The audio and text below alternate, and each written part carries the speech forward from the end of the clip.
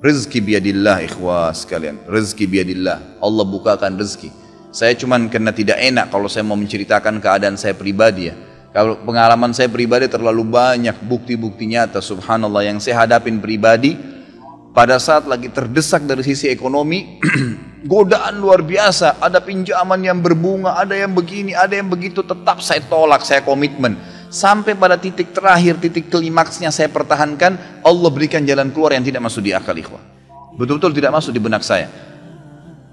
Saya ceritakan salah satunya, pada saat saya ada masalah kemarin di Kalibata. Ini untuk diambil ibrah saja. Restoran saya buka 2 tahun 8 bulan. Kemudian saya pertemukan antara omset sama bayar sewa dan ya, service charge-nya. Karena di mall ada service charge maka tidak cukup, tidak berimbang. Saya merasa selama hampir 3 tahun tidak mendapatkan keuntungan. Lalu saya berpikir untuk menutup restoran itu. Dan pada saat itu subhanallah saya berpikir restoran ini sudah saya tutup aja deh. Saya jual aja. Mungkin dengan kesibukan dakwah, beberapa ikhwah juga yang saya amanahkan di situ sudah ada yang satu yang sudah niat mau kuliah, udah nggak bisa lagi lanjut. Saya bilang oke lah baik. Selama 3 bulan vakum, nggak bisa bergerak sama sekali. Pada saat itu subhanallah 1 rupiah pun ikhwah saya nggak punya duit. Allah jadi saksi, saya bingung waktu itu bagaimana caranya untuk mencari jalan keluar nih. Jual restoran pun akan dilelang dalam kondisi murah. Restoran itu sudah besar asetnya.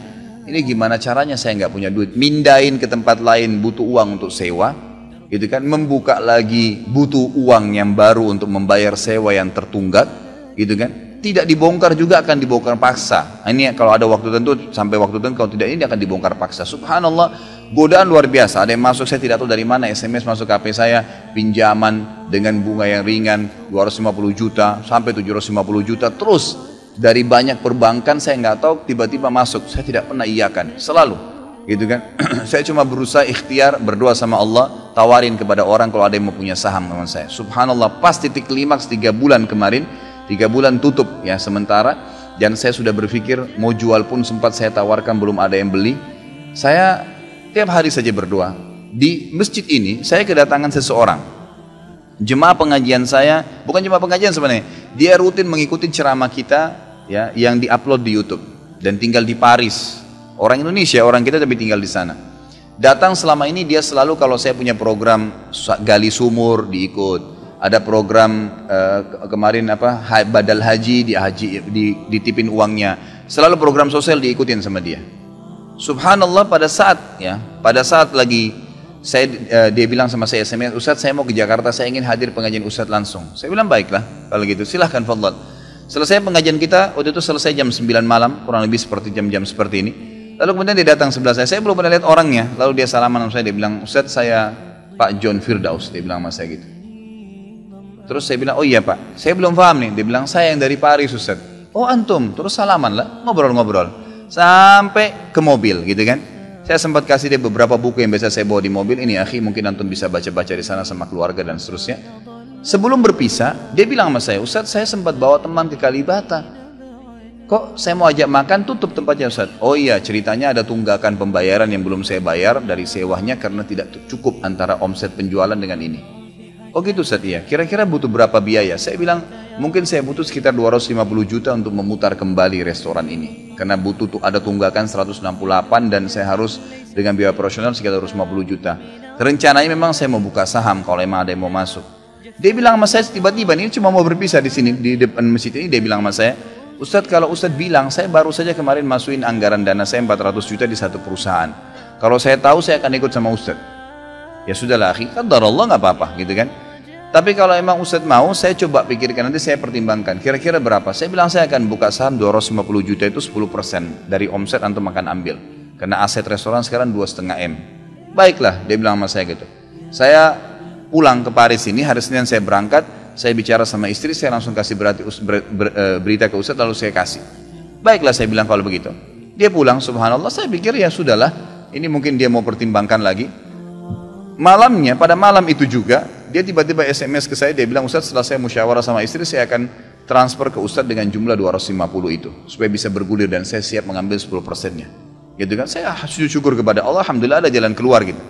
Subhanallah, saya ke Kalibata, saya bicara besoknya sama GM-nya, saya ngobrol, ini gimana jalan keluar, saya sudah ada duitnya sekarang dan mau diputar. Oh udah nggak bisa Pak Khalid, ini kan sudah 3 bulan vakum, udah nggak bisa, harus dibongkar, udah tutup, nggak bisa lagi. Kalau Pak Halid mau pindah tempat lain silakan, atau mau buka sini kembali harus ganti nama. Baiklah, saya coba kembali kepada Allah SWT lagi berdoa, ya Allah berikan petunjuk, ada apa sebenarnya ini, bagaimana jalan keluarnya. Hati saya subhanallah cenderung untuk keluar, gitu kan. Udahlah mungkin saatnya untuk keluar dari situ, karena memang selama ini ada teman-teman saya berikan masukan juga yang sering datang, akhi di sini parkiran susah, akhi di sini kadang-kadang tidak ditahu dan seterusnya, lebih baik kalau ente keluar. Saya tiba-tiba berpikir mungkin saya keluar deh, saya iseng aja di condet saya mutar-mutar, coba deh saya cari ruko, mungkin ada dengan 250 juta daripada saya bayar ke Kalibata, mendingan saya sewa ruko, mungkin bisa sewa 2 tahun, ya, mungkin 75 juta, 100 juta per tahun, saya bisa dapat 2 tahun, lalu saya coba gulirkan lagi. Dengan izin Allah, di depan rumah, di Jalan Raya Condet itu dekat rumah orang tua saya, ada satu ruko, 2 ruko disambung, 3 tingkat, dan ruko itu bekas travel haji umroh, gitu kan. Pas dipasang spanduknya disewa, dikontrakin, gitu kan. Saya langsung tanya, saya telepon, setelah saya tinjau beberapa lokasi, kemudian saya tanya telepon. Dia bilang boleh, silakan Bapak lihat, saya lihat ke dalam, cocok, alhamdulillah 3 lantai itu. Kemudian saya tanya sewanya, ternyata dananya juga mencukupin, gitu kan, dananya mencukupin. Lalu kemudian saya mulailah ya proses, saya bayar sewanya, kemudian saya juga proses pemindahan, dan insya Allah dalam waktu dekat akan dibuka. Tapi saya melihat dari pelajaran sini ikhwah, bahwasanya jalan keluar dari Allah itu ribuan, jutaan jalan keluarnya. Sabarin aja, nikmatin prosesnya.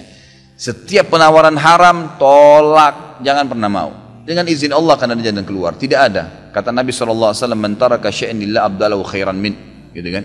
Jadi tidak ada sama sekali. Subhanallah, pada saat itu saya harus bayar sewa 225 juta, uang sisa 250 juta pada saat itu. Terus kemudian saya sempat telepon ke akh itu lagi, ya, Pak John, semoga Allah jaga beliau. Saya sempat telepon, kemudian saya katakan, akhi, kemarin antum bilang antum sempat masukin dana 450 di 400 di Jakarta itu.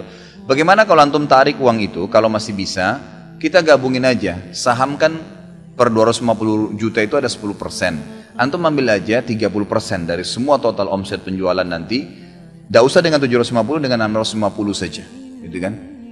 Dia bilang kalau itu sudah nggak bisa Ustaz, tapi memang coba saya pertimbangkan deh.